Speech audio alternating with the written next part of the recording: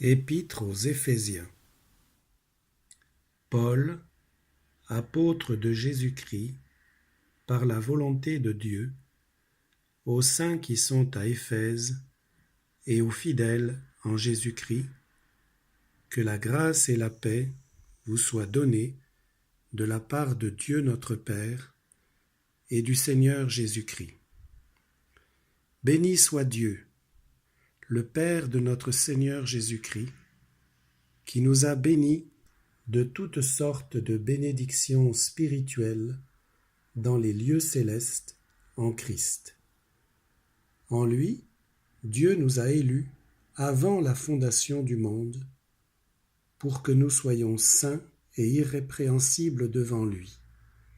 nous ayant prédestinés dans son amour à être ses enfants d'adoption par Jésus-Christ, selon le bon plaisir de sa volonté, à la louange de la gloire de sa grâce qu'il nous a accordée en son bien-aimé. En lui, nous avons la rédemption, par son sang, la rémission des péchés, selon la richesse de sa grâce, que Dieu a répandue abondamment sur nous, par toute espèce de sagesse et d'intelligence, nous faisant connaître le mystère de sa volonté, selon le bienveillant dessein qu'il avait formé en lui-même, pour le mettre à exécution,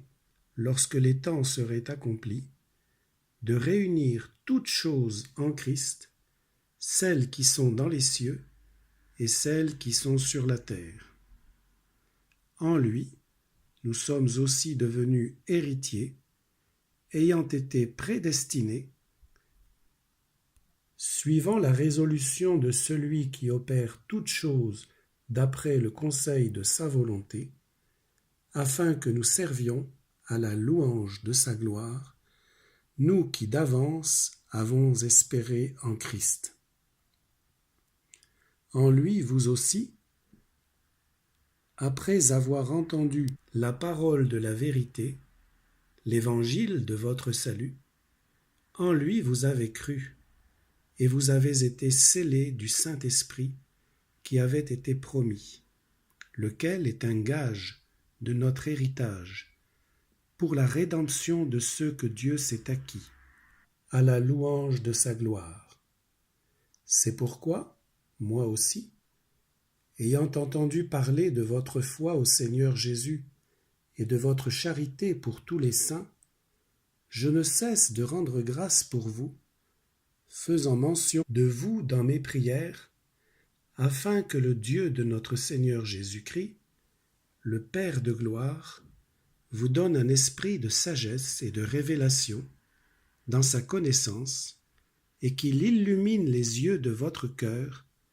pour que vous sachiez quelle est l'espérance qui s'attache à son appel,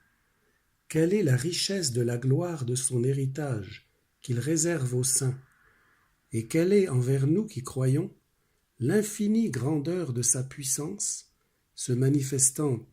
avec efficacité par la vertu de sa force. Il l'a déployé en Christ, en le ressuscitant des morts et en le faisant asseoir à sa droite dans les lieux célestes, au-dessus de toute domination, de toute autorité, de toute puissance, de toute dignité et de tout nom qui se peut nommer, non seulement dans le siècle présent, mais encore dans le siècle à venir. Il a tout mis sous ses pieds,